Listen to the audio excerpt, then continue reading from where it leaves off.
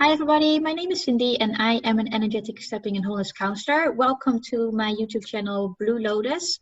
I am working together with spirit very closely, mainly with my own spirit team Carla and also with female celebrities from the 1930s and 1960s. And I also give sound treatment, and the method that I use is called Sacred Crystal Sound. For some of you, you might recognize Patrick already. We have done so many videos already prior to this one. We have spoken about Sacred Crystal Sound, but also about other services that Patrick offers, the QHHT, and what was the other one again? Akashic readings. Yes. Akashic reading, yes. Yes, that's the last. You almost caught me. I know, sorry. So today we're going to talk about your book. And before we're going to talk about the book, I will give a short introduction about Patrick. So Patrick Moulin is the author of the Little Book of Oneness, which is available on Amazon. Besides being a writer, he also gives private consultations, which he calls Akashic readings. Patrick gives these private readings in person or over the internet, but also to open groups. He travels between Central America and Switzerland to give workshops, Dolores Cannon quantum healing hypnosis sessions, individual energy sessions, and since a couple of years, you also offer and teach practitioners how to do the sacred crystal sound. So Patrick, talking 3 about years. 3 years. About 3 years. I think in the last video, I remember you mentioned 1 year. You were not sure. But yeah, you learned text. it. Yes, and you learned it already 2 years ago. I thought it was funny. It was funny. But yes, about 3 years. Yeah, 3 years already. That goes actually quite quick. So we are going to talk about your book, which is called The Little Book of Oneness. For anybody who is new to this topic, so to say, can you describe what oneness is? Now, that's a big question on one hand. In one sentence, on the other hand, you could say feeling connected with everything there is that innate sense of feeling connected with all life, and at the same time feel so familiar with that you could not say that this is foreign to you. You could not say that this is separate from you, and you feel, as a conclusion from that, you feel it's actually part of you, or it is you. Therefore, the experience of oneness with life becomes, if it's sustained as a, let's say, 24/7 in the day, becomes a reality for you, that you live and experience oneness of life, meaning that you feel you are truly connected with all there is, and it's part of you and you are part of it. So that's now more than one sentence. Yes, but thank you. It is very clear. Good. So why actually did you write this book, and how did you get to the content? Yes, perhaps we show quickly the book, maybe, or I can show the book, so that people know what the title of the book is and how it looks. Can one see this? Is it visible? Yeah, perfect. Is it readable or is it mirrored? No, it is super clear. Okay, so it's called The Little Book of Oneness, and it came out in 2014, and The Little Book of Oneness, as it says, it's a little book, so it's not a thick book. It goes more into how it feels and what you can do to get gradually into this process of experience oneness of life. And so it guides you to this, and it guides you in a light way. It's a simple book. It doesn't need many words. That's why it's a thin book. It's a little book. It's a playful title also, because in the end, you cannot describe oneness, the experience of oneness. You can only experience it. It is a bit like this when in the old days, a Taoist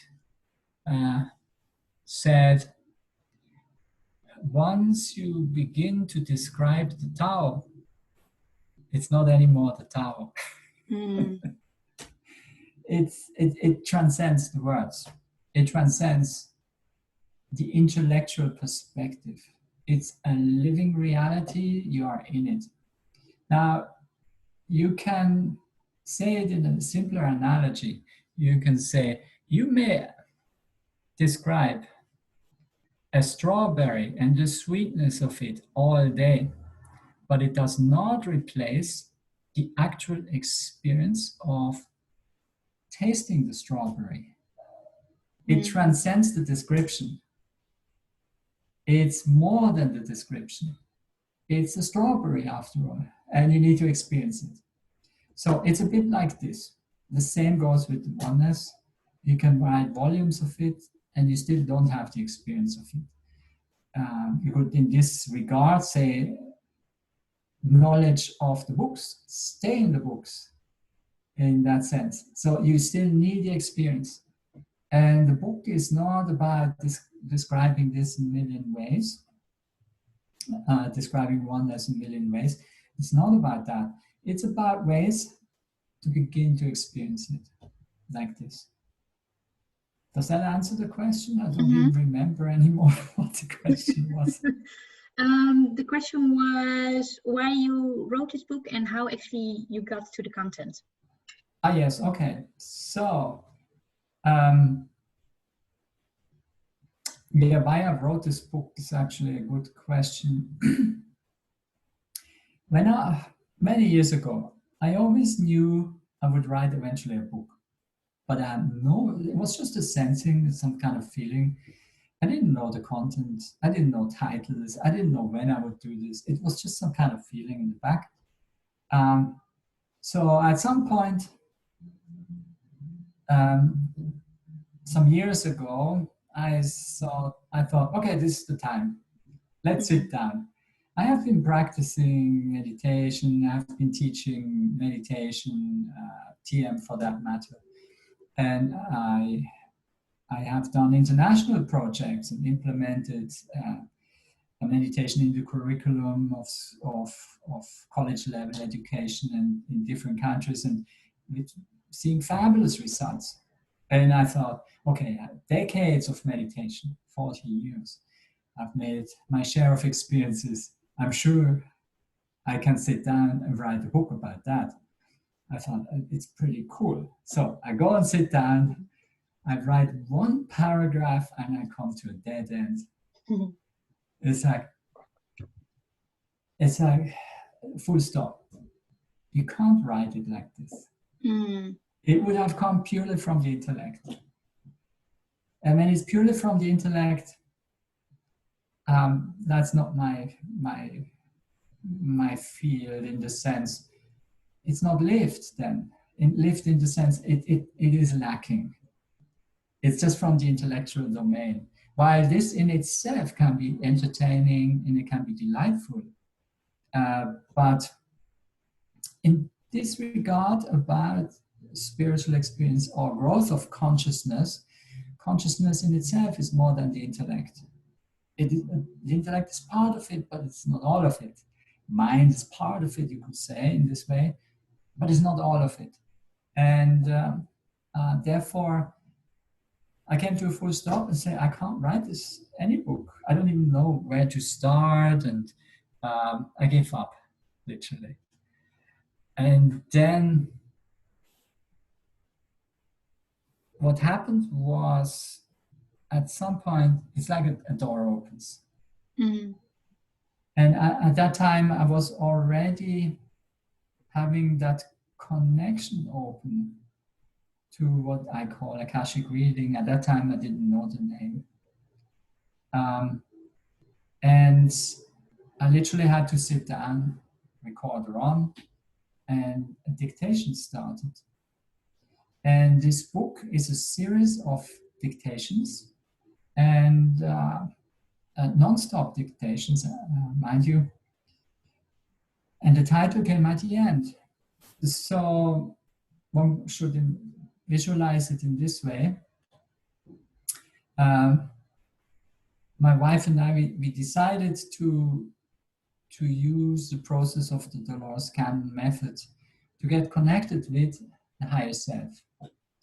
And for those who are not familiar with the Dolores Cannon method, you can go to my site. I have a page there, and there are multiple links to Dolores Cannon sites and to interviews and explaining further what this thing is about. But it's quantum healing hypnosis therapy or technique that helps you get connected with your higher self, with your higher knowing,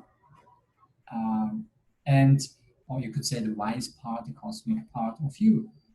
And so we use this method, even though I did not strictly need it any longer to get connected, but we used it in those days. That was back in 2014. And I dive into that state and boom, recorder on, and it is non-stop dictation. And this was done in about 2 months, perhaps, don't remember. Maybe in 2 months, this book was done, was dictated. And each session is roughly a chapter. So each session we did, I would dictate non-stop. That might be 90 minutes, 60 minutes, 90 minutes, whatever, full non-stop dictation. And the book is the transcription of it. And we did a bit of beautification of the text, so it becomes a bit more readable, but we went not as far as making the text completely perfect. We wanted to stay closer to how it was spoken. And therefore it is some kind of middling in. It's like if somebody who is let's say from the UK or US, their mother tongue is English, and maybe they even studied English, or they are some teachers, and they look at this book and they say, but this is full of grammar mistake. We are aware of it because we wanted to stay true, more close to the written word, to how it was spoken. So we didn't do all the corrections in the text. So it captures still that spirit. And as this was going on in the writing, I didn't know yet the title. That came at the end.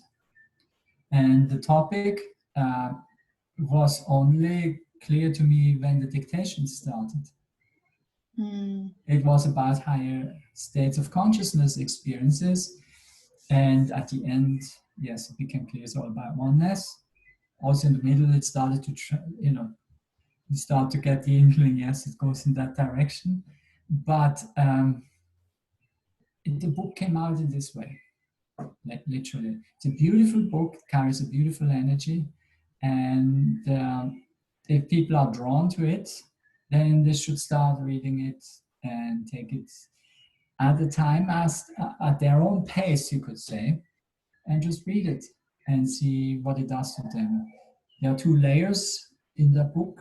One is the sequence of words, so the mind gets engaged on that layer. And then there is the associated energy that comes with the book, and that engages with the person's energy field.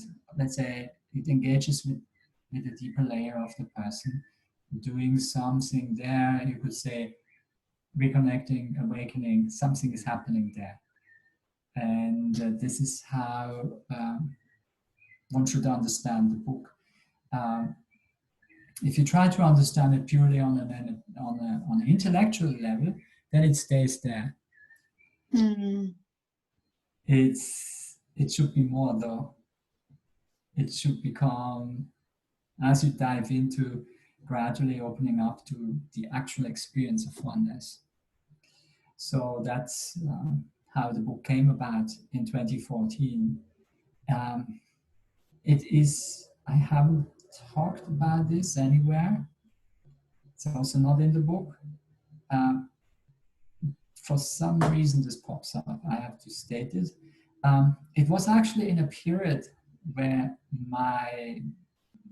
we were in Switzerland at that time, and my mother was very ill and she was about to pass.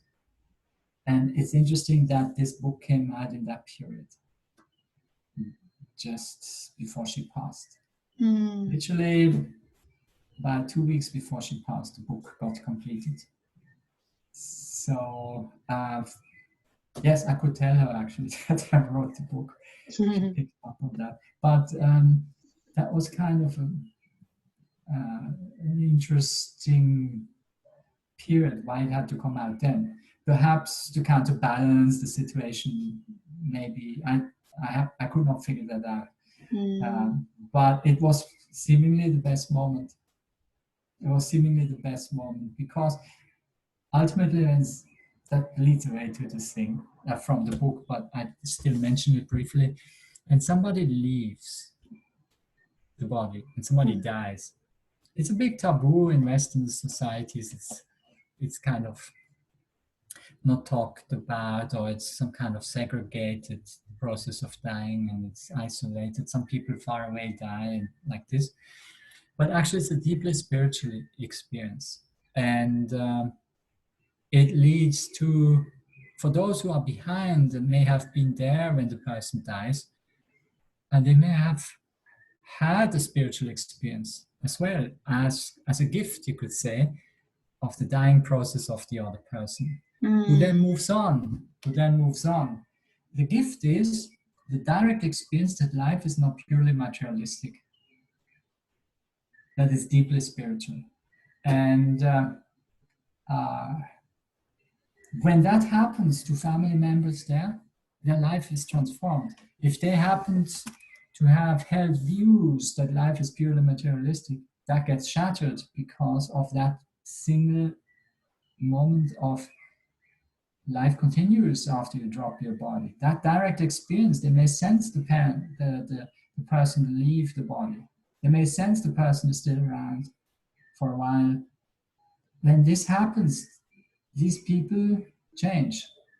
It's like their belief system has to widen in order to accommodate this kind of experience, to make like it's an experience they might not fully understand, but it still happened. So they are not any longer held in the belief that everything is purely materialistic. So this book is, say, on the opposite end of materialism. It's on the opposite end. And so it came into being in that process on the outside circumstances where actually my mother was about to go. So that was kind of interesting. Yeah, I remember that when my mom passed away, I was still working in an office, and I started to open up to trans-channeling after she passed away. I think was it maybe like 6 months after or so. And then, of course, my view on life became more different than when my mom was still here. And then I heard colleagues saying like, oh yeah, that often happens when a person passes away, people start to think about their lives. And I'm like, that might be, but I don't think I've been thinking about it, And so when you are describing your story about your mom, your book was finished shortly before she passes away, and then in describing it, what death actually is or can be seen at, it makes sense to me. I understand it from that point of view. Yes, it's a deeply spiritual experience, and it can be experienced by members also as this is the thing that on one hand people may feel the pain of loss. On the other hand, there is something for those who have that experience that there is a spiritual component to it. We talk of those What you see in these people is there is two experiences at the same time. One is that of loss, that of like something is really definite in life, like the person leaves the body, a dear relative, a dear loved one leaves. That's the experience they have. They see it, and at this, so there's a loss, there's a pain, and that's related to their individuality, their human body. It's natural. It's how it works, how humans are in this stage of evolution. And then at the same time, there's something else happening. For a short moment, they might feel the leaving. They might feel the opening process of that who was in the body who now leaves. Opening process meaning this could be all kinds of things. This is it's going too far away from what we wanted to talk about, but still it's good to talk about it briefly. People experience love. They may experience a light, and they go into a light, and they feel totally accepted. As one of these emergency room doctors once said, I think is this, there was some doctor in the US that mentioned it once, forgot his name, Zach something. He did mention they try to, when they had cardiac arrest, they try to resuscitate, bring the people back. And he said only in about 6% this works. People, once they go, they go. But in about 6%, they can bring them back. And he said in one day, he could succeed in bringing 3 back. Different people in different stages of their life. Really, not all same types of people, completely different. All of them said, first thing when they regained consciousness, they asked him, why did you bring me back? So that really put some thinking into him. And that changed his life then. So from a purely materialistic perspective into something else. But what I mean to say is when people are having the experience that there's something else happening, one side is loss, pain, but there's still something else there. And for brief moments, they might feel actually beauty, that everything is right the way it is, that everything is all right, like this. And there's a sense of bliss or beauty and love attached to this. As brief as this may be, it changes their life because that's a pure experience. And it opens the door away from pure materialistic perspective of life, that consciousness is a mere byproduct of a biological organism. So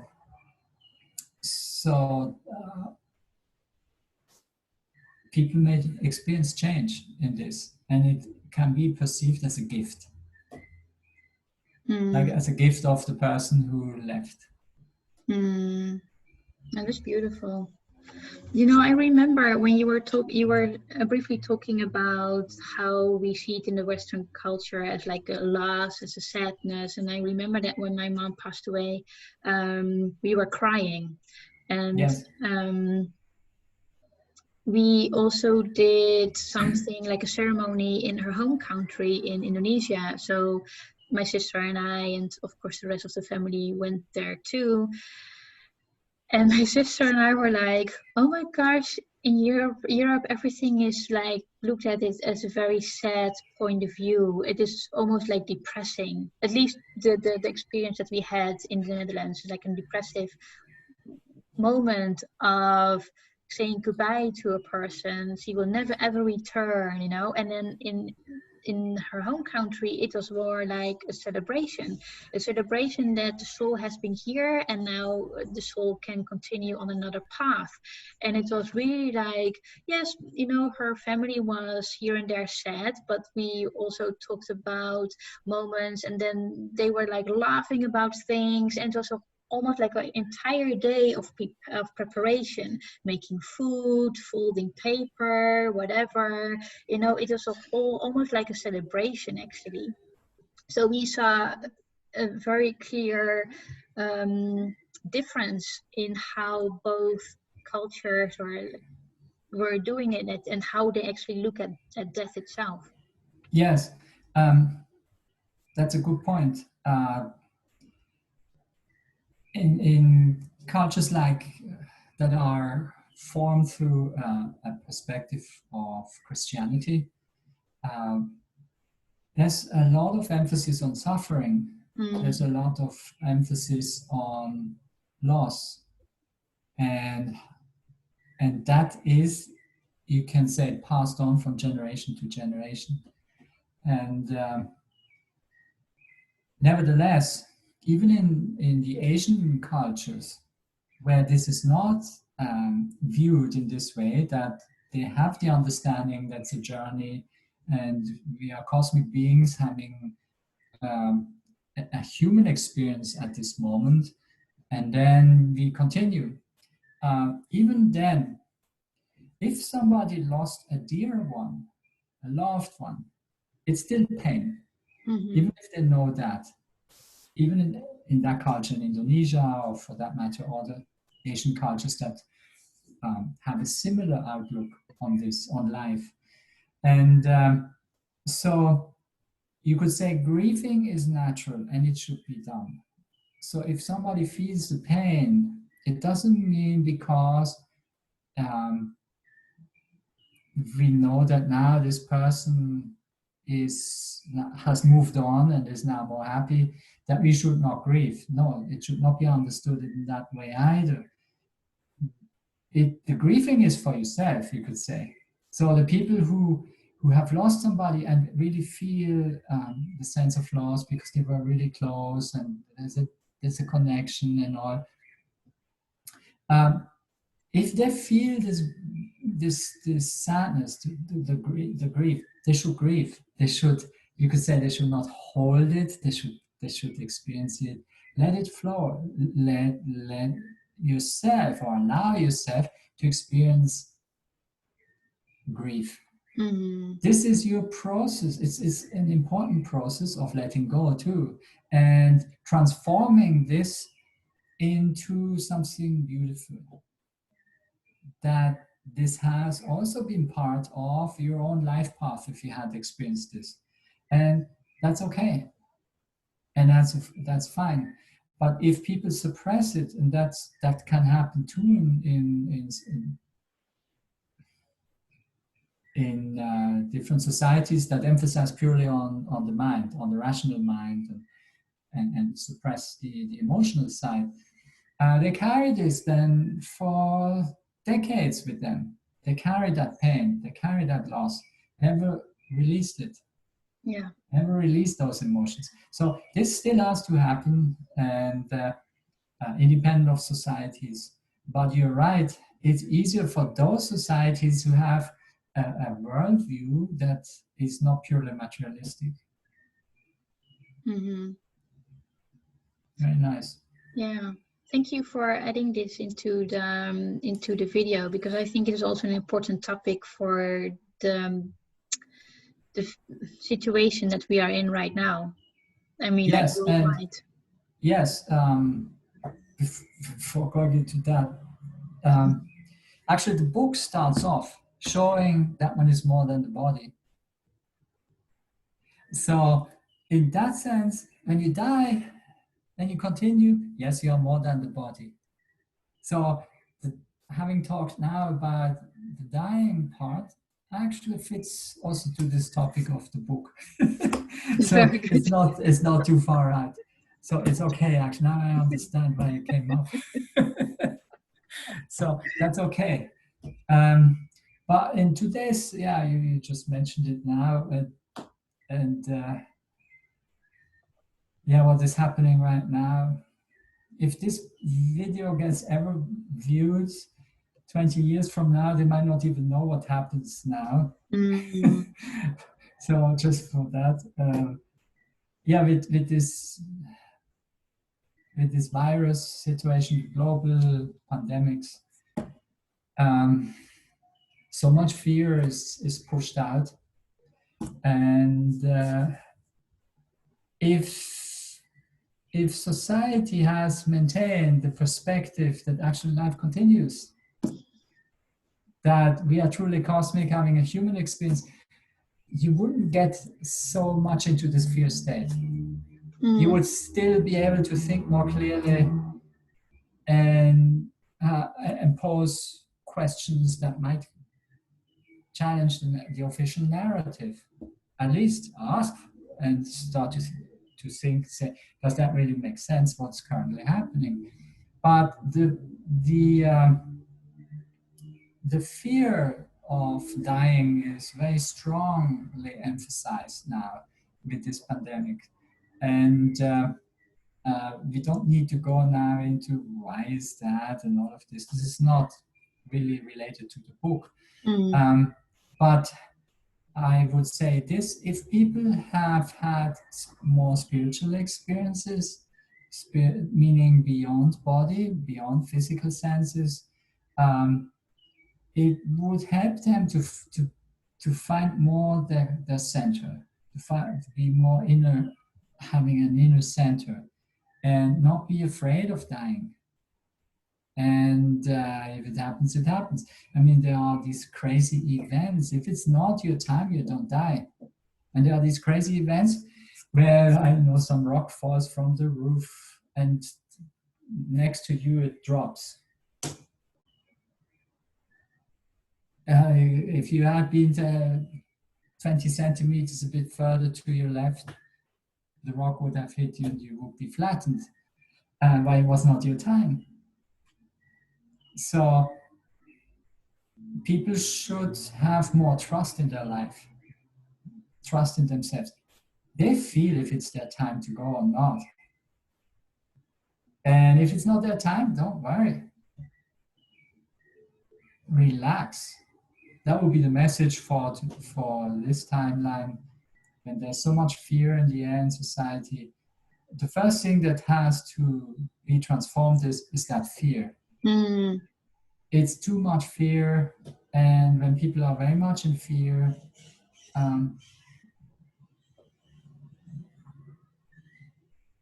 they can be manipulated. We have to say it like this. They can clearly be manipulated for whatever. Again, we don't need to talk about this, but it's what it is. This is more of a time of choosing of everyone which way they want to go. And in that sense, that's a positive thing. More consciously choosing what society you would want to live in. They should put more their energy into that. What kind of society would I want to live in? How should it look? This is the time that has a stronger message or a stronger energy to focus on that rather than on the fear of, oh my God, potentially I might be infected and die, which is an illusion again, because over 95% have mild to no symptoms. So very few die. It's like an influenza. Look at the death statistics. But when the person is in fear mode, the thinking gets reduced. Rational thinking, and that's actually a biological function. Fight and flight mode. It sits in the system. So the message in short is, if it's not your time, it's not your time. That's it. Trust in that, and be sensible in your life and go along without fear. In short. Yes, and that again indirectly ties in with, yes, there is more, like you're more than the body again. Definitely are more than the body. You continue. Yeah. From the soul's perspective, or from your cosmic part, because you're truly cosmic. How long is a human life from that side? You're immortal. How long does a human life last from that perspective? It's instant. Mm. It's instant. It's like, oh, I want to incarnate. Oh, I'm back already. Mm. But when you're stuck in a human life, it goes like slow motion. You experience your whatever it is, 100 years. It's like, it takes all that time. But from that perspective, it was very quick. So wherever you go, no matter what reality is, now 3D, you're occupying a physical body and you live your life. Live your life to the fullest. Enjoy this. Don't waste your time with fear. Mm.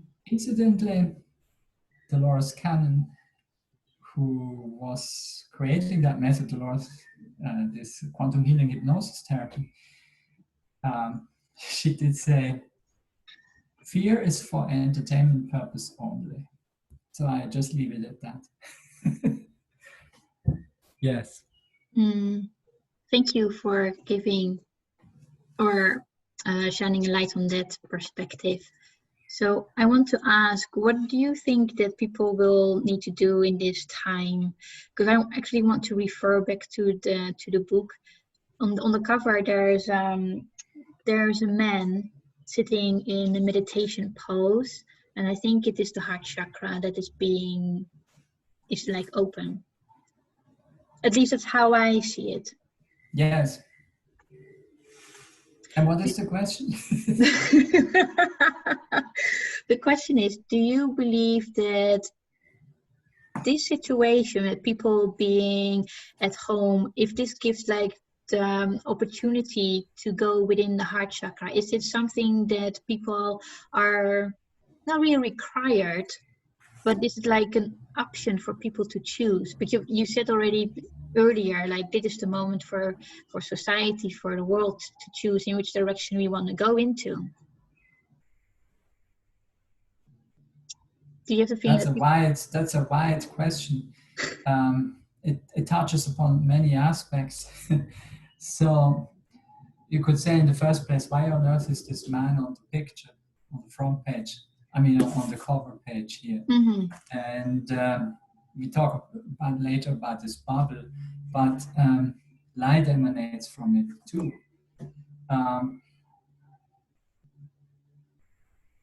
There are two aspects that this book touches upon, and that the first aspect is the experience of stillness, or the silence, or the now. If we would use Eckhart Tolle's words, the power of now, he wrote a book about the power of now. It's a state of consciousness. So the stillness is a state of consciousness beyond, you could say, the three-dimensional perspective. It's outside time as well. It's stillness. It's the now. The now denotes it's beyond time. So that experience alone gives you the perspective you are more than the body. So that's one aspect that needs to be cultivated. The experience of deep silence that is giving you direct experience of the experience of no time. For however short that was, the experience, in the experience, you have no notion of time whatsoever. It's like eternity. You could say the eternity of now. Beautiful statement, eternity of now. Being totally here is eternity of now. Now, the word here in this regard denotes not a geographical space, but denotes that you are fully here as consciousness, that you are experiencing your fullest form of consciousness, your cosmic nature. The beautiful, when it's experienced, you don't want to come out of this because desires stop. There's no desire left. You feel fulfilled. Mind is fulfilled. Before, it's always searching for more and more. Mm. And suddenly it comes to an end. End is neither beginning nor end. When it comes to an end, it comes into the now. Totally fulfilled.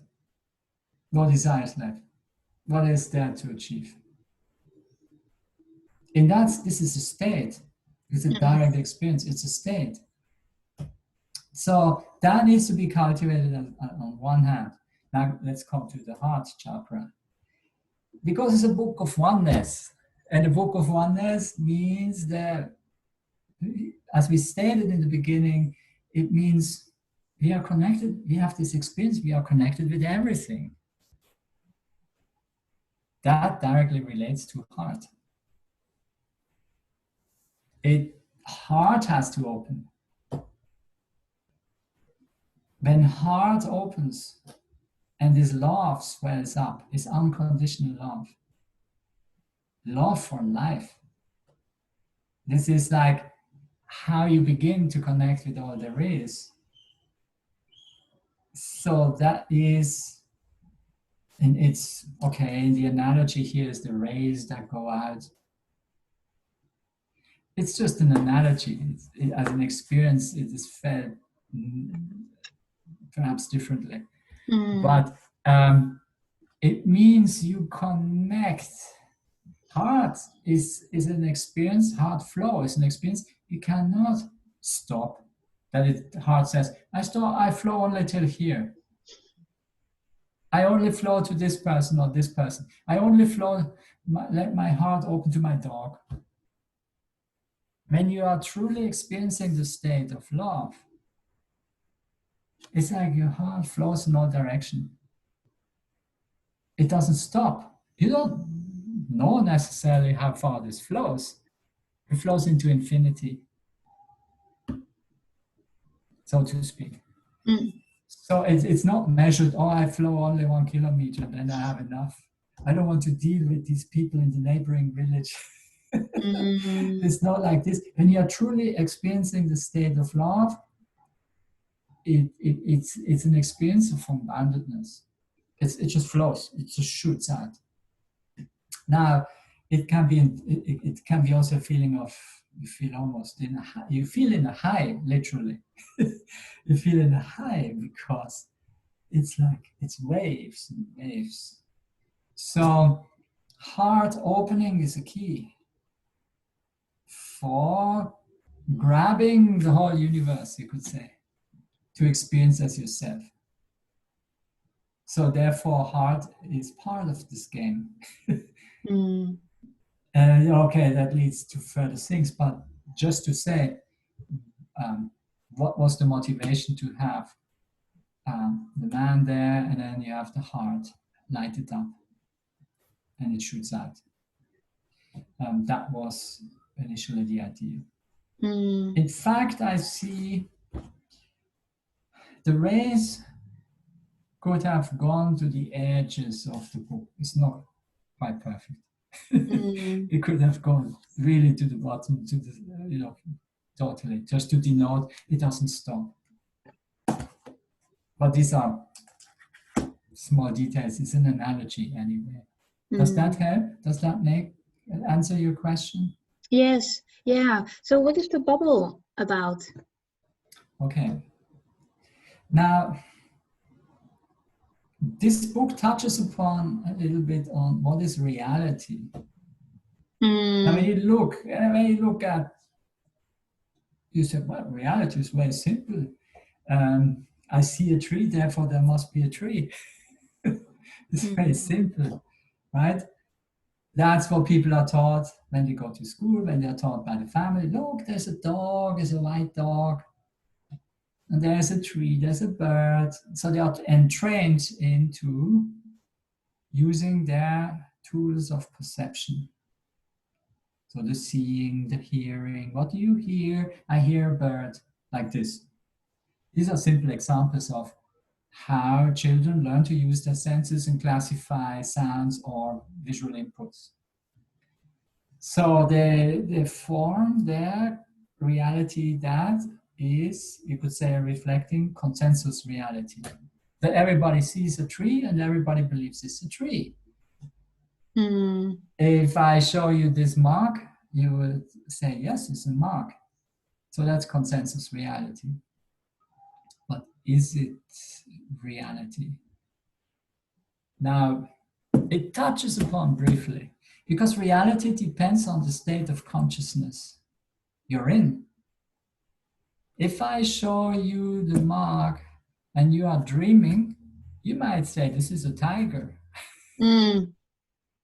It could be anything. It could be a poodle, a white poodle. It depends on your dream. When you are in dream state, you take this as reality and you say, this is real. You're in the dream. And then you wake up in a room and say, oh, well, it was just a dream. So who's to say this is not the same with this 3D reality? In fact, there are now models, scientists have come up and said this might be actually a simulation, like a computer game. This might be this or that. So you could say they scratch on the notion that the reality we experience in waking state consciousness might not be of absolute nature. It may be a reality of relative nature, and it is changeable. So perception of, quote, reality, or this consensus reality, depends on the faculty of perception, your physical senses. And when you see this thing, let's take this again, mark. So you see this mark. Do you? Actually, light gets reflected from this mark and it hits your eyes and it gets translated as an impulse. It goes along the optical nerve, it goes to the back of the brain, and there it gets put together as a virtual image of a mark. So what you perceive is a virtual image of a mark. That's all you see. You never see this object directly. You see a virtual image of it. Now there are minute differences. One person sees the mark and says this predominant purple color. You see that? Is that purple? Yeah, people see this. Huh? So it's like, they see the mark, it has more purple. So they decode their perception into a mark that they feel it has more purple. Now comes the other person looking at the same mark and said, wow, that's more, what is this, greenish turquoise color? More of that. So there are minute differences. So every person that perceives the world, quote, out there, it's never quite the same to the next person and the next person and the next person. Why? Everybody perceives something as a virtual image. Now, if you look at the perspective from quantum physics, all what you see here, physical reality, it's actually energy vibrating at specific rates, specific patterns to make matter look solid. But it's actually fluctuations. It's fluctuations of energy. That's another perspective on reality. So reality is subjective. That's in a nutshell what we can say. Reality is subjective, and yes, there is consensus reality, so we can all agree, yes, this is a mark. And if there's somebody who says, no, this is actually an owl, and insists on it, this is a white owl, what do you do with this person? It's not, or you could say, not fully participating in the consensus reality. And if it's severe, society locks that person away. Yeah. And saying that person is really cuckoo. Yeah. So, but are they really wrong? Maybe they simply decoded that into the virtual image of the object, and they decoded that. So there's somewhere a decoding issue. So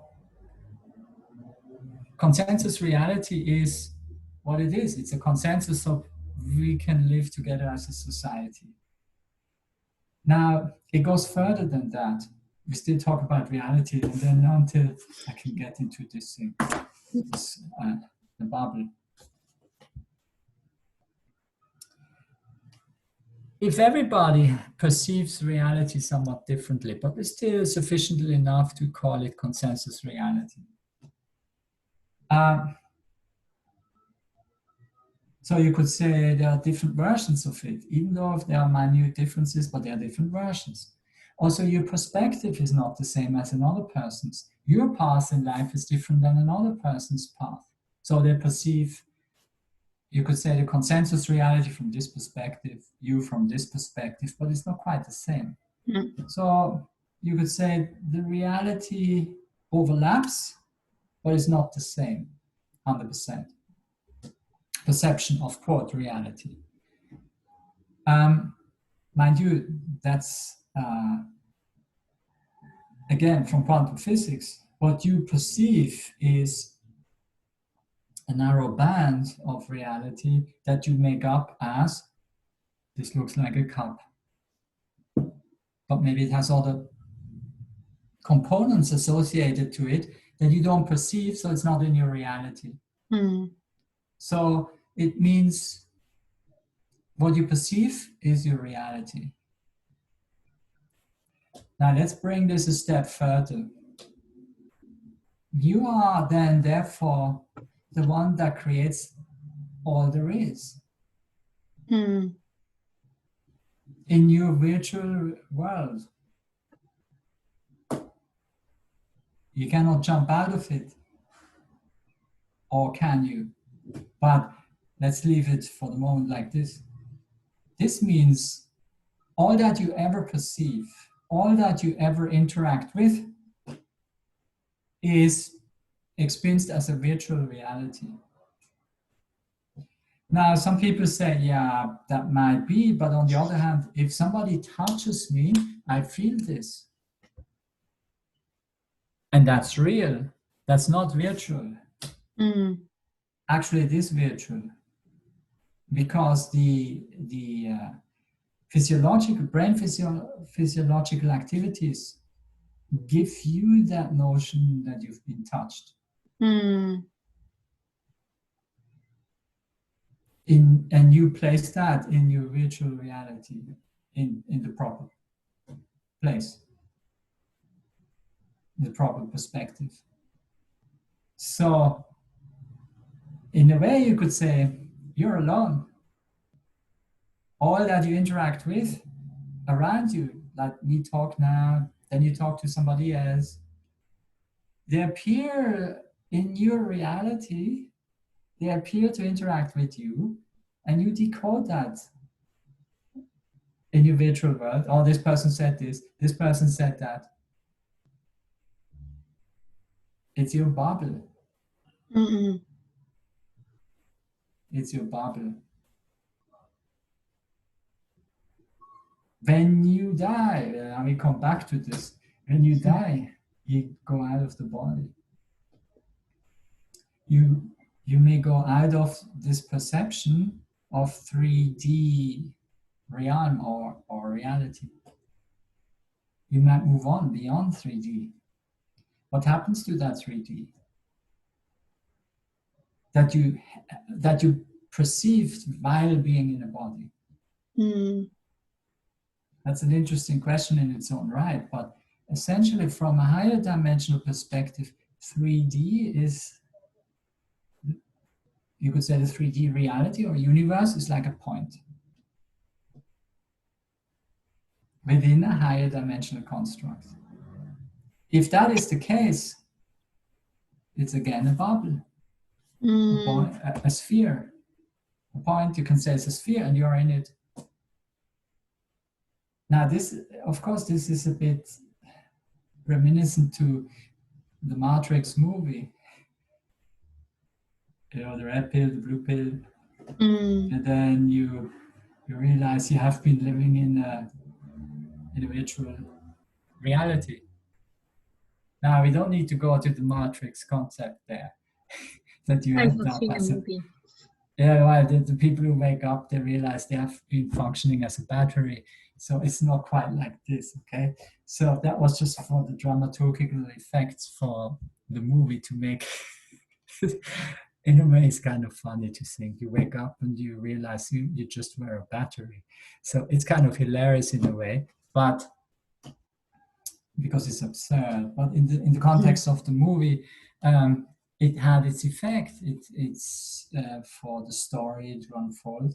But what they got right is the perception of reality is not absolute. Now, adding to this, we have spoken now about 3D, about waking consciousness, waking state. You are awake, I'm awake, we talk like this. Yeah. But what about dream state? When you are in dream state, that's a state of consciousness, then your 3D reality disappears. You're still in the body though. What happened? What happened to your reality? You're not there. And you would, inside the dream, would not know that you are in a bed dreaming, unless it's a lucid dream. But if you're really in the dream, you will be, let's say as an example, you're in the forest and you're having a campfire and you're having a good time with friends, watching the sunset. And then you wake up from the dream and you're back in your room. You say, oh, that was a good dream. And you take the dream state not as absolute reality, right? You say, yeah, it was a dream. But likewise with our waking state, it's the same. It's not an absolute state. My spiritual teacher used to say, knowledge is different in different states of consciousness. And it's exactly reflecting this. So if you experience the stillness, going back to the first element, oneness, the stillness, that deep silence within, in that moment you go out of time, it's the now. In that moment, you might not be aware anymore of your 3D reality either. You're overwhelmed with that eternity of now, that experience of eternity of now, where there are no desires left. Again, 3D, perception of 3D reality, in the end, is not an absolute thing. It's changeable. And we don't even need to go there into taking drugs or this and that. Those people have their own share to say, yes, it changes. We don't need to go there. We don't need artificially induced elements to experience this. It happens every day. Does that make sense? Yeah, it makes sense. And it also, a lot of things popped up in my mind when you were saying, like, when it is not absolute. In the past, I've heard, or when people were asking me, like, oh, how are you doing? Or what do you think of this? And you give your feedback. And then you have people saying, like, no, it was not like that. Like, oh, no, it's not what you felt. And I'm like, no, but I'm describing my how I feel about something, and then the person says like, no, that's wrong. So you've got like this yes and no, right and wrong, what you describing. So it is not an absolute reality. Someone Yes. looks at your cup, says like it is purple, and somebody else says this like greenish or bluish. So it is like the same with people are saying to you, oh, what you just mentioned or what you felt is not correct because it is like this, because it is said and mentioned and felt from the perspective from the other person. Yes. Well, that opens another thing about rules or consensus or values in society. They still need to be there to define how the collective of that society behaves and at what stage of coherence, you could say, that collective is. But it's all within your bubble. It's a big one. This is a really big one to digest. You mean the collective within our realities, or the collective in? Well, let's take this bubble. The collective is inside the bubble, your bubble. It's your perception. All that you perceive is in your field. When you talk of society, let's say Switzerland, Swiss society is your perception, is in your bubble. And there are sets of rules of interaction laid down so the people who live there in the bubble, you could say, get by with each other, right?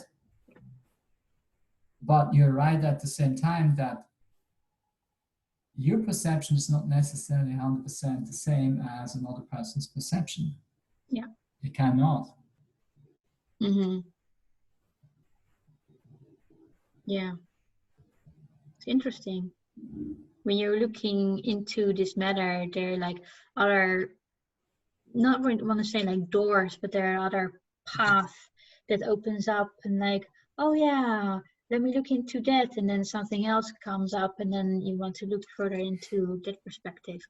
Yes. So I think the takeaway with the book is if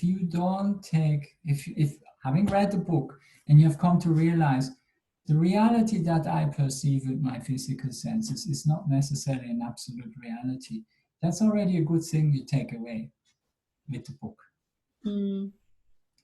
That in itself. And if you take away with the book that yes, you need to do some introspection, you need to learn what's on the inside of you and dive into this deep state of stillness and silence of the now. Even better if you take this away from reading the book and start your journey inwards, because that's a necessity in today's life. People are conditioned from young onwards, through society, through the parents, through the school, to only look outside, train the physical senses, never go inside. It's a big imbalance, and this has to shift. Yeah. For a human to be feeling complete, you need to have command of the inside of your cosmic nature, the stillness. And if this is not taught, you are only using a fraction of your potential. So that is another thing to take away from this book. Heart opening is the third.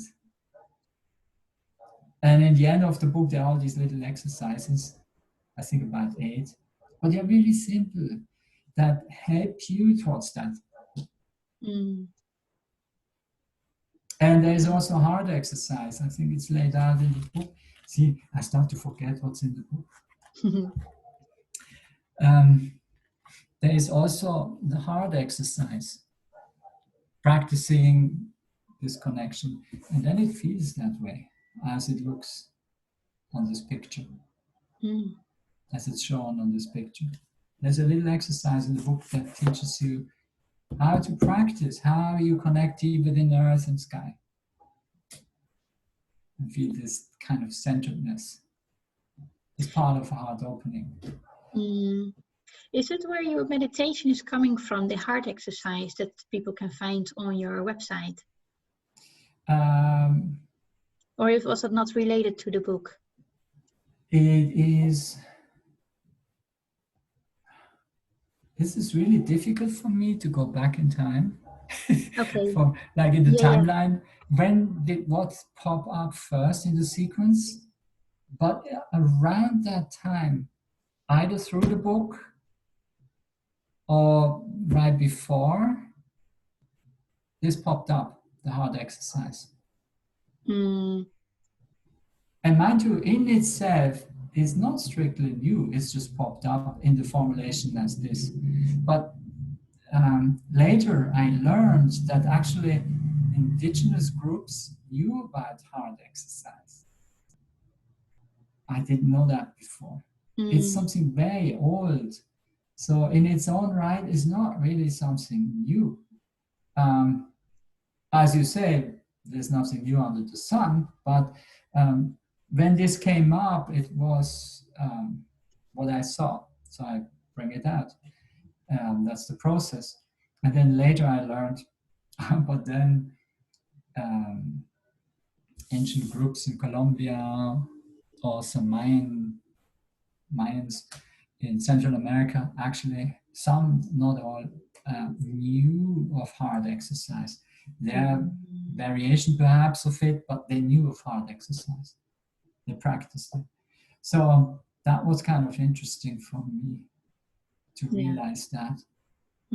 So around the time when the book got dictated, the heart exercise got dictated too. Now I don't remember if it was right when the book got dictated or just before. It was there. Yeah, because I remember that heart exercise during a workshop that you gave, and I just want to point out to people that on your website you can actually I think download the meditation. It's only 10 minutes. Yes. Where you can connect to both sides. And yes, it's actually activating this energy flow, and from a Vedic perspective, ancient Indian Vedic perspective, the pranic tube. So those who are familiar with yoga and yoga practices, pranic tube. If you are familiar with from the Chinese perspective, qigong, then what you talk about there is the central meridian is the same. When you activate the flow with this heart exercise. So there are different cultures that have their different descriptions, but they mean the same thing. And that's a very valuable exercise in its own right. Just doing that, it helps. Yeah. So anybody who would like to do a guided meditation, you will find it on Patrick's website. I will also put the link underneath the video. It's only 10 minutes. Yes, and once they know the steps, they don't need my voice. Actually, on the website, there's also the text describe what are the steps. But once they know this, they can do it without my voice. Well, if they like the voice, they can go with it. But they can be fully self-sufficient on their own right. Because once you start doing it, and the effect is cumulative, meaning it adds up over time, and there's no age limit. There are people who are over 80 years old, they enjoy doing this, is you become so self-sufficient, and the exercise, once you are used to it, is very quick. It just opens up. In practice, you don't, like, it's like mere attention, and it boom, it opens up. That's the beauty. In the beginning, you go through the structured steps to attune your body to this. But once the body is attuned, it comes back quickly. And then you can enjoy the flow. Now, funnily enough, about this attunement, there's another exercise called Orion's Gaze. It's also on the website. I have heard many saying the same thing. Once they have started practicing Orion's Gaze on their own, it's the same effect. Once they have experienced that beautiful, that bright light lightening up within the body, is actually the light body, then once that connection is made or this experience is made, afterwards when they repeat it, they practice it regularly. Once they repeat it, it comes back instantly because the connection is established, the body is attuned. And so it's a bit similar with Orion's gaze too. Okay, very nice. I had another question. But oh yeah, that's what I want to say. So when you said like I cannot remember really, going back into the past, when did the book happen, when did the meditation happen, before or after, I recognize it with myself now too. When you're in a now moment, it is very hard to track back at what actually happened in the past. When people are asking me what did you do over the weekend, I really have to think like, when was that again? When you're in the now, you are not worried about the future, and you actually don't really look back either into the past. Yes. Yeah, that's again about states of consciousness, and it reminds me of one thing.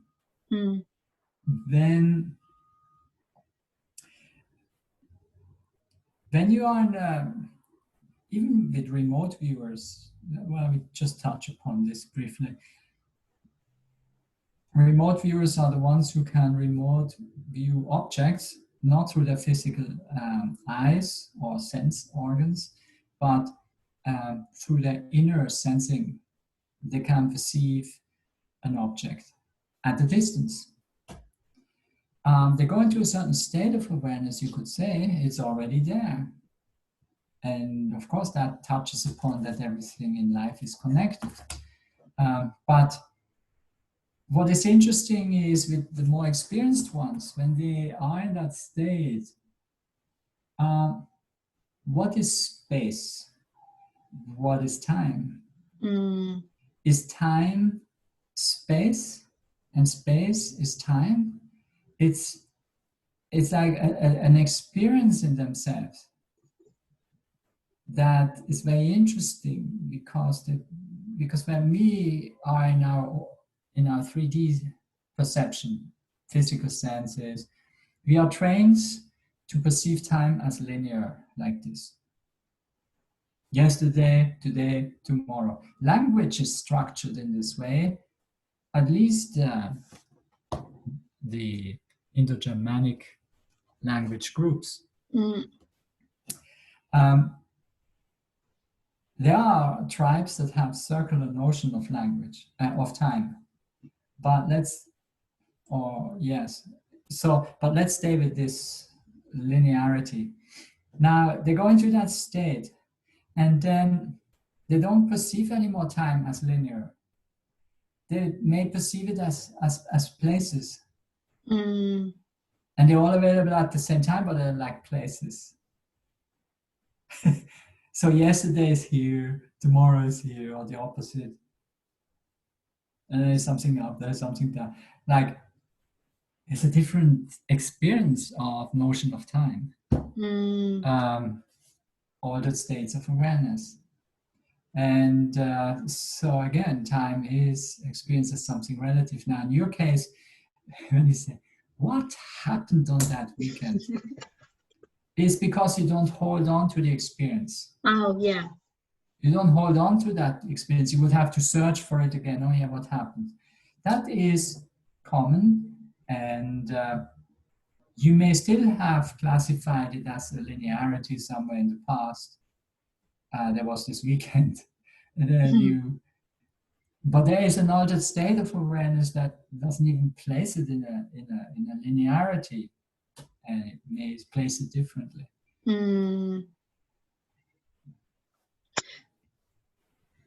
I was thinking about my nephew and niece, with small children, when you were asking them, so when is this going to happen? And then they look at you and say, oh, 2 weeks, or they say like, they have no notion of time. But of course it's true. of course, at school we learn that like tomorrow is, you know what tomorrow is, but when you're asking kids, like, what are you going to do then? And like, oh, I don't know, because there's so much in the now moment. They Yes, don't think about the future, and if it is the future, they have no notion of what 3 weeks is or 365 days.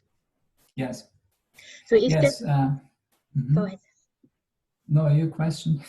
Well, is that when you were talking about the people in the tribes, is that how you is that how they perceive time and space as how children are doing Um, it, or these two different things?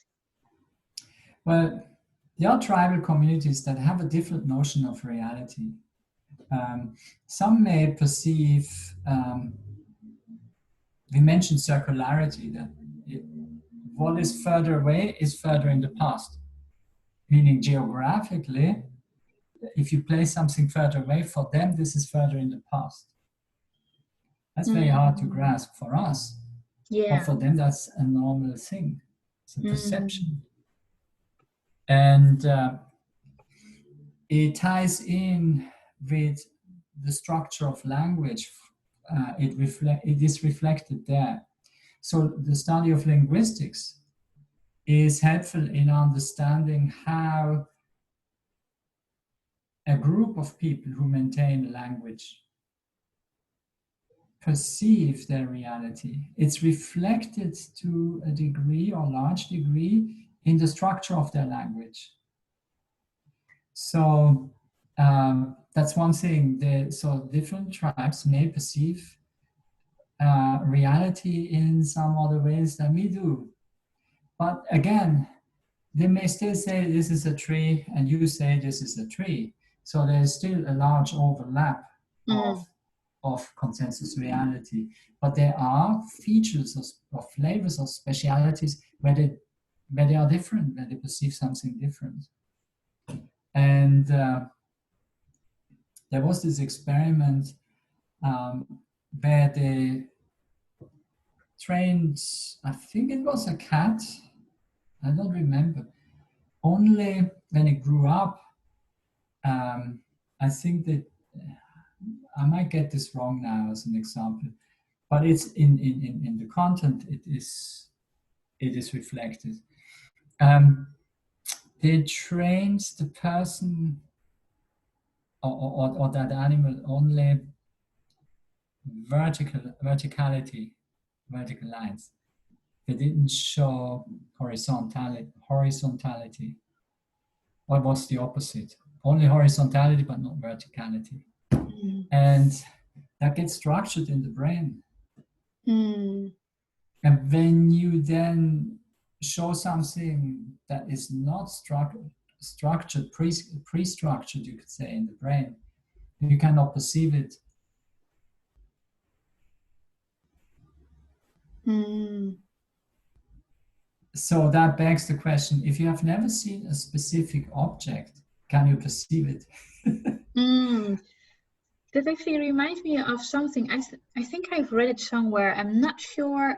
It must have been long ago and might have been Native Americans, but I'm not really sure. But there was a story about a person who said to the people in his group, "Hey, do you see the ships?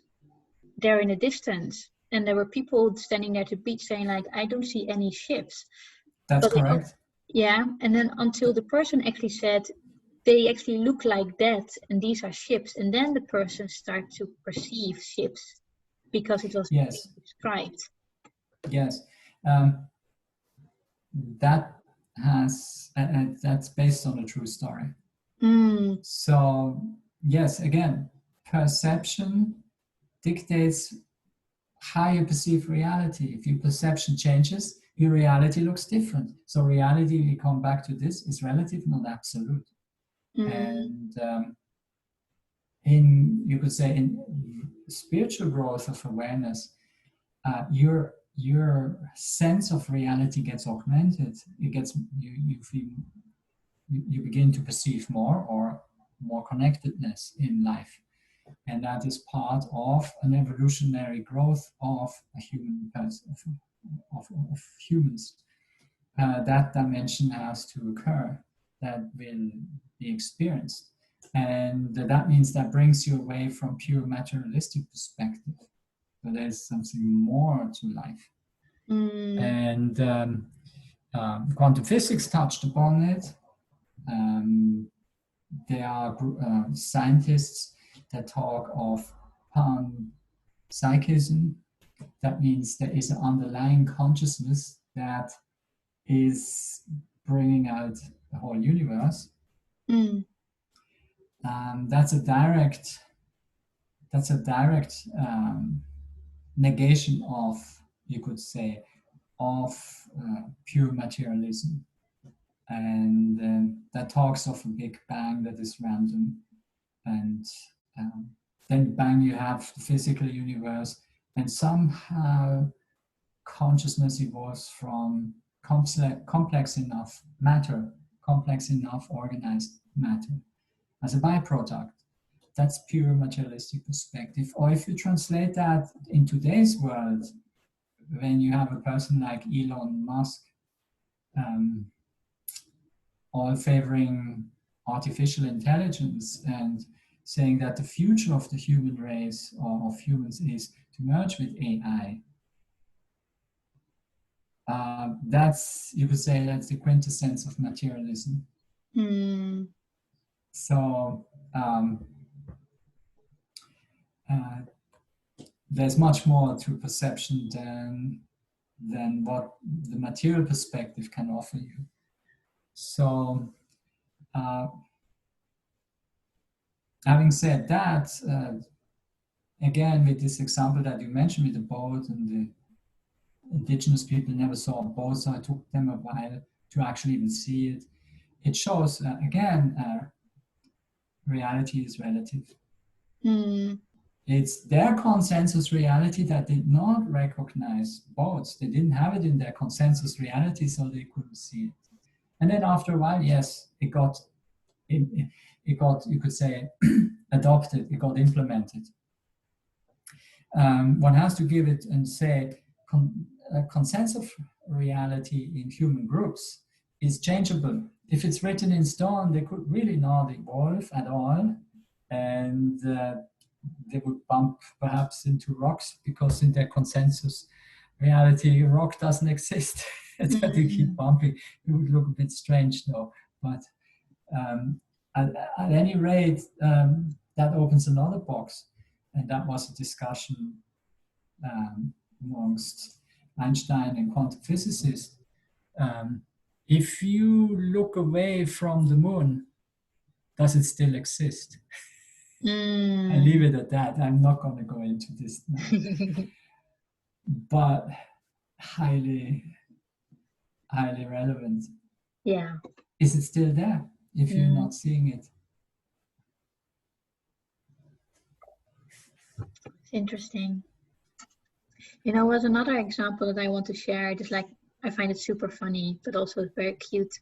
My niece was going on holidays, and it was maybe one of the first times she was on an airplane, and they were going to Spain. So my niece sat there in the airplane, and there was another small child next to her. So what they did was, during the entire flight, they've been playing with each other, like with toys and whatsoever they had. And then they landed, and then my sister said like, okay, let's go grab your stuff, and then we go out of the airplane. And then she said like, but were we not going to Spain? And then my sister was like, we are already here. And then for me, you know, when my sister described this, I put myself into, so to say, like the eyes of my niece, very busy with playing, no notion of what's going on.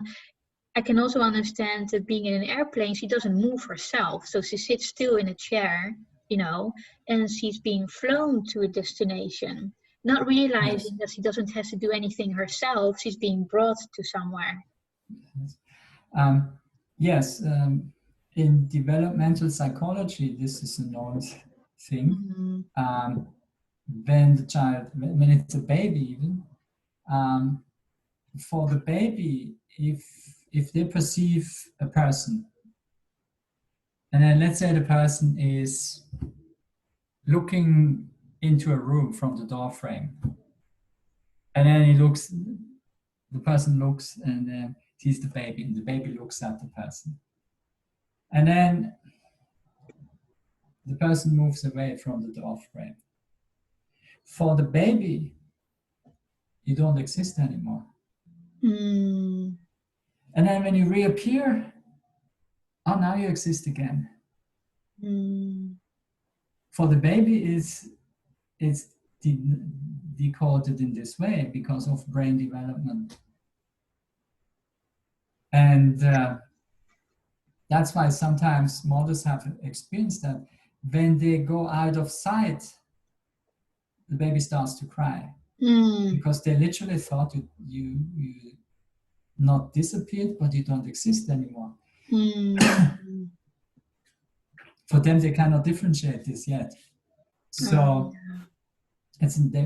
you can see that reality they live in is different than in an adult. So again, reality is changeable, is relative. And in this book, reality, the book tries to open up towards, you could say, a widened reality. So when the reader goes through the book, and it's a simple book, we talk here about more complex things, but in the book itself, it's more about experience, opening up to that wider reality, that you are more than the body. And that's very inspirational. It's kept in an inspirational way. And so what we have talked now is processes that are, on one hand, philosophical, on the other hand, fairly abstract, physiological processes. And they are not necessarily touched upon in this book. It is kept simple. That's the purpose. Otherwise, you shift too much in the head. It's more about the experience of oneness that deals more with heart opening and the experience of stillness. That's the two key elements. And that's why it's called the Little Book of Oneness. Otherwise, it would be a big book touching upon all kinds of aspects. But then again, as we said in the beginning, the more you talk about the strawberry, it will not get you closer in tasting it. So you can endlessly talk about the strawberry, but you will never get to the point of replacing the act of tasting, of really experiencing it. So, so then, for practicality's sake, the little book stayed little. it's just a book. Now, coming from that, or derived from this book, were also workshops. There are a couple of workshops, and one is called the Little Tree of Oneness. It's again dictated, and containing a number of practical exercises in the workshop to help experience that state, the interconnectedness. And the second workshop focuses more on the perspective of chakras and how each chakra experience is different. You can even enter the chakras. And you can enter it with two people. That's not commonly taught. So that's in its own right a very interesting workshop. And perhaps if you don't have any other question left, I just want to briefly mention how this title came about, because that is kind of funny. So the book was essentially done, and then I still didn't have a title. It was not yet dictated. So then I asked for the title. Like, what is the title of this book? How do we call this?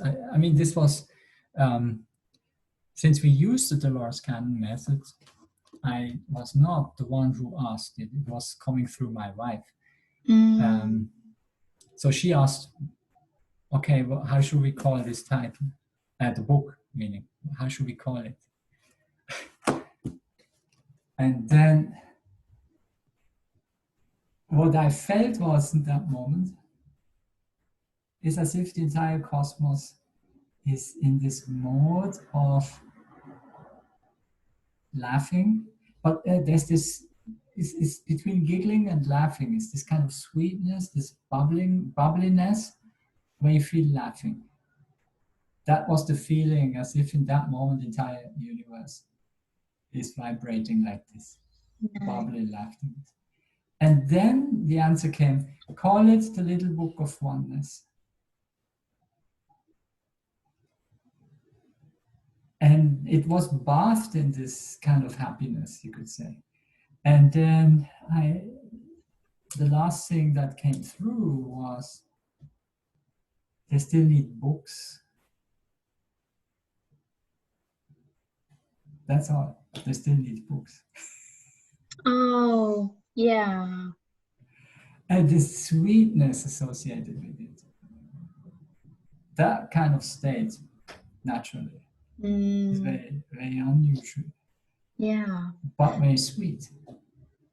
And full of compassion also. It's this sweet, playful compassion. They still need books. It's very cute.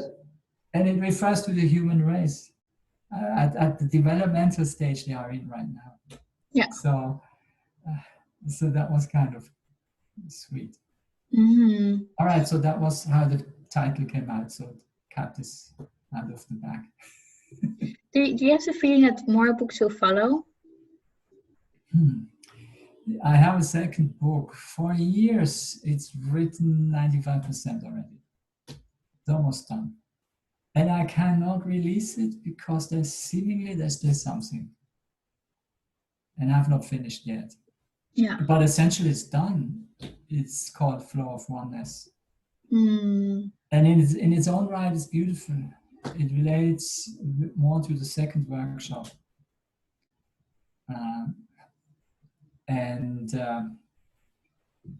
It has not come out yet. I don't know even if it ever will come out.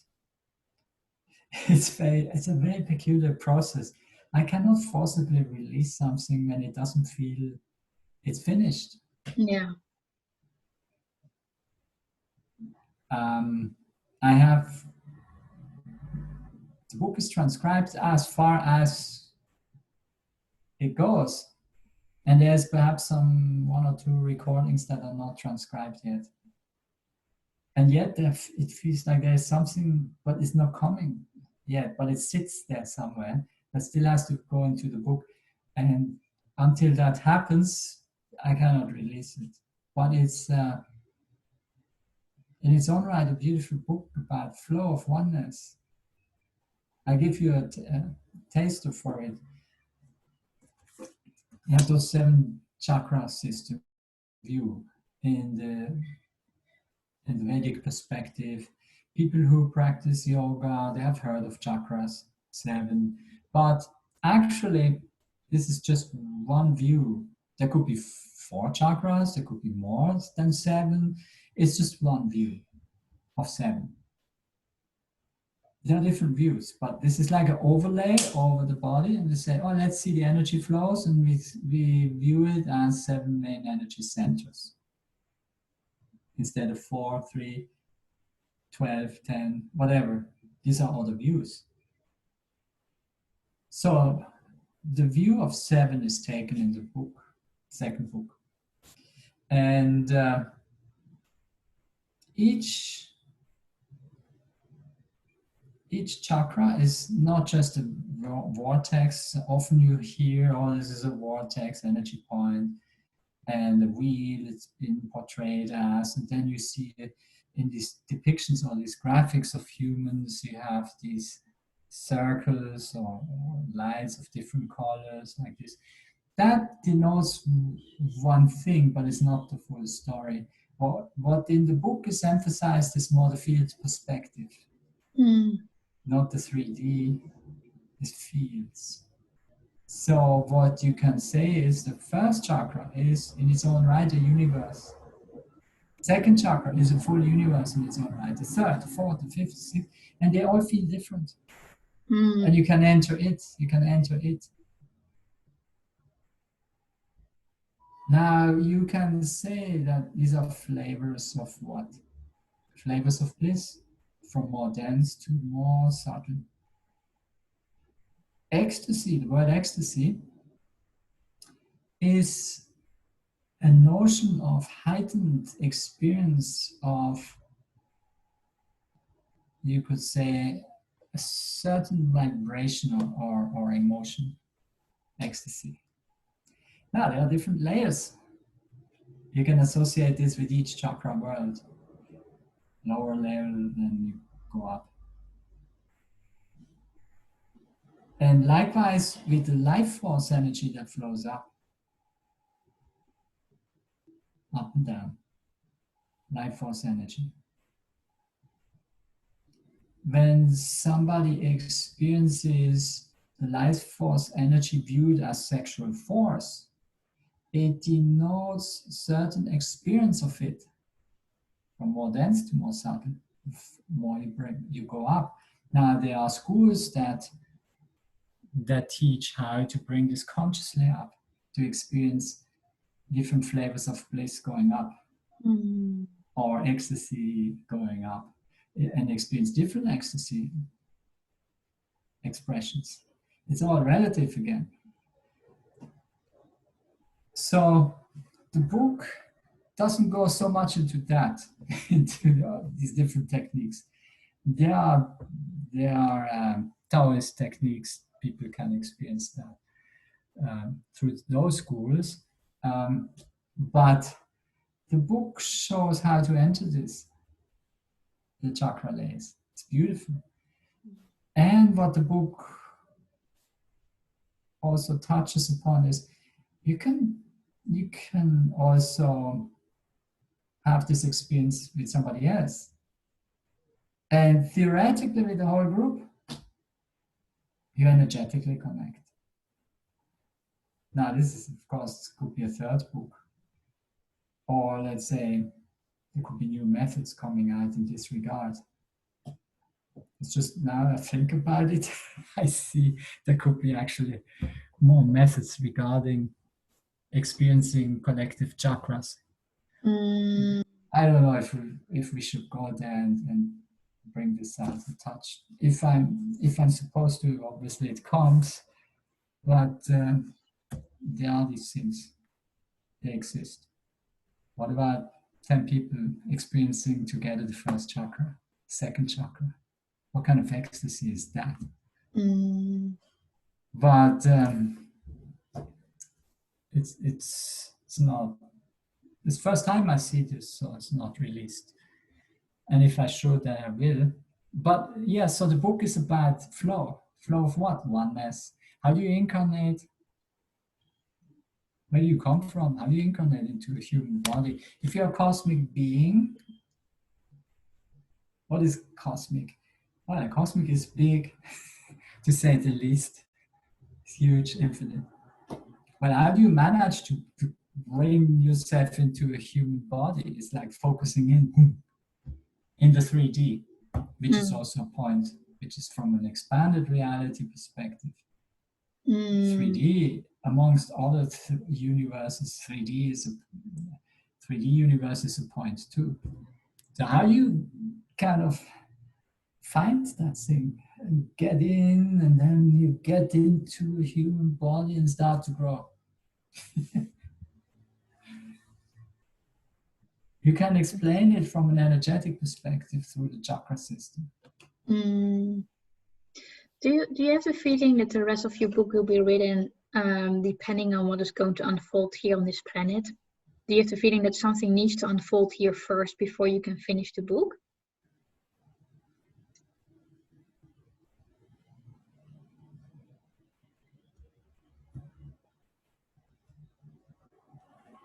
I don't know. It can be. It can be that maybe a certain collective experience has to occur. That could be. But I'm not sure. I'm just not. I only see that it's held off. And it could even be that maybe that book had its purpose on the energetic side of reality. and it's done. And maybe I don't even need to release it. Maybe humanity moved on. That could also be. Now, this is all in the open still. So I don't know when it comes. I hope from my side that this, we could release it. It's a beautiful thing. And it's not a big book, it's a thin one. Maybe it accommodates a bit my character. I'm not into big books.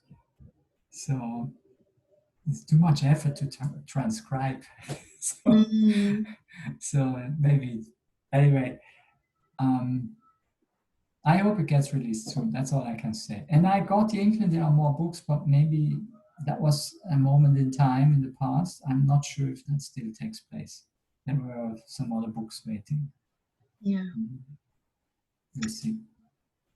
Super. Now we talk about different things, and we ended up with the second book that doesn't exist yet on the physical. Yes, I hope for the people who view this, they could still take something away from this talk, and perhaps feel inspired looking at this book, the Little Oneness book. Maybe it inspires them through this. Perhaps it's worth looking at. Yeah. And if yes, it's easily purchasable in Amazon physical or Kindle as an electronic version. You can get it there. So it's not that I need to keep a stack of copies. It's up on Amazon. Beautiful. Yeah, I just want to add, I bought your book as well, and I'm a person, we actually spoke about it before we started to do this video, before we started to record, that everybody has their own pace of reading, and I'm a person that when I read, I integrate the energy that comes out. I'm more of a person that would like to understand at that moment what is meant, and that works for me. But there will be people as well who wants to read it in one go, because it is not a thick book. They will read it maybe on the same day, or maybe in 3 days, and then what you said, like a year later, they will go back and they read something completely different. Yes. So I just wanted to point out that everybody can read this book in a different way. There's no. It's that process. Everybody, when they enter into this book world of this book, they choose their own process of how to read this book. Yes. Yeah. Good point. Well, I've got no questions anymore. I think we covered a lot of topics. I'm very happy with this conversation. We could touch a lot of different angles, different points. Yeah. So is there anything that you would like to add, Patrick, before we go?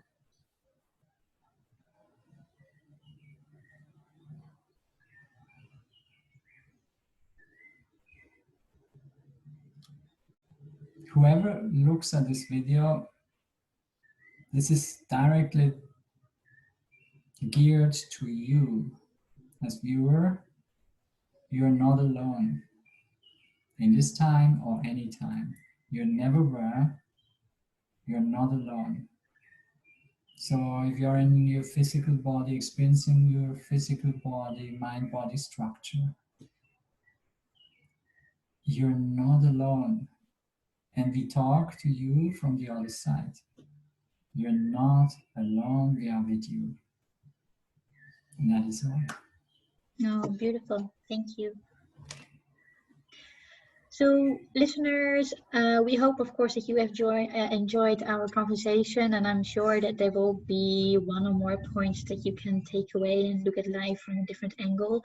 And I'm sure that Patrick and I will come back with more videos on different topics. We just are going to find out which ones, and then we